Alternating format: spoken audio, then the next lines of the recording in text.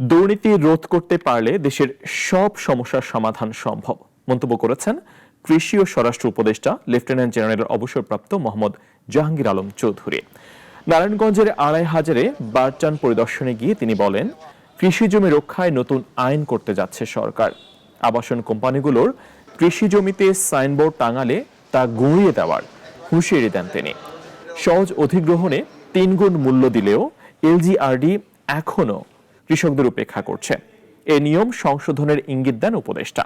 তিনি জানান, এবার বোরো উৎপাদন হয়েছে 15 লাখ টন, ফলে হয়তো আমদানির দরকার পড়বে না। আমাদের দেশের হলো সবচেয়ে বড় সমস্যা হলো দুর্নীতি। যদি দুর্নীতিতে আপনি রুখতে পারেন তো সব সমস্যার সমাধান হবে। কিন্তু আমরা এখানে চেষ্টা করে যাচ্ছি, বাট কতটা সফল হব আমরা জানি না। আমরা যাওয়ার আগে আমরা একটা কৃষি জমি সুরক্ষা আইন করে দিয়ে দিতে চাচ্ছি, যে এই কৃষি জমিগুলি যেন ব্যাহত না হয়ে যায়। রোডস অ্যান্ড হাইওয়ে যেই সময় কোনো রাস্তার জন্য জায়গা অ্যাকোয়ার করে ওরা কিন্তু 3 গুণ দাম দেয়, কিন্তু আপনার এলজিডি যেসব কোনো রাস্তার জন্য করে এরা কিন্তু কৃষকরা 1 পয়সাও দেয় না।